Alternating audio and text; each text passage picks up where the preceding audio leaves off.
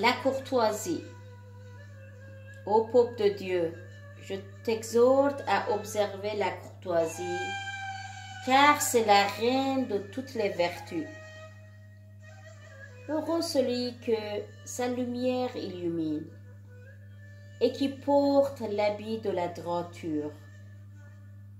Celui qui fait preuve de courtoisie atteint un rang sublime. Parole. L'invité important.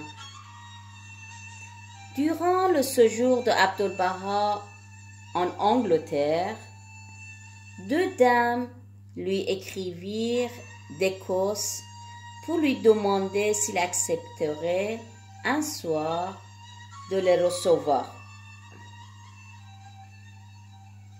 Elles furent invitées à dîner. Abdu'l-Baha leur fit un accueil chaleureux.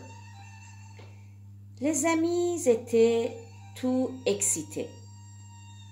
Et l'idée de passer une merveilleuse soirée en compagnie de Abdu'l-Baha les rendrait joyeux.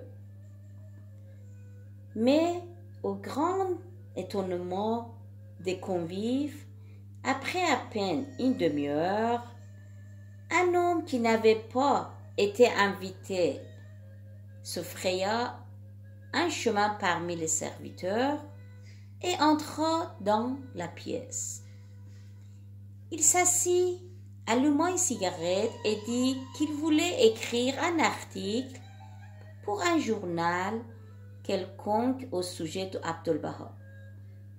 Les invités étaient sans voix et offensés par l'impolitesse de cet homme qui gâchait leur soirée avec Abdu'l-Baha.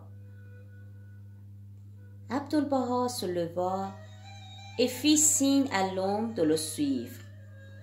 Ils allèrent tous deux dans la chambre de Abdu'l-Baha.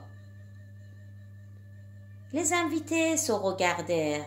L'homme était parti, mais Abdu'l-Baha aussi. L'hôtesse s'approcha de la porte de la chambre et dit au secrétaire: « Auriez-vous l'amabilité de dire à Abdu'l-Baha que les dames qui avaient rendez-vous avec lui l'attendent ?» Presque aussitôt, les convives entendirent des pas dans le corridor, puis l'échange d'un au revoir amical et la porte d'entrée qui se fermait. Finalement, Abdu'l-Baha revint dans la pièce. « Ô maître » dirent les invités.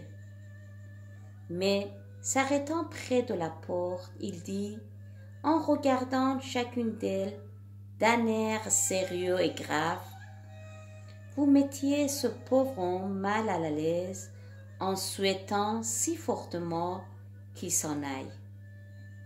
Je l'ai amené pour qu'il se sente bien. »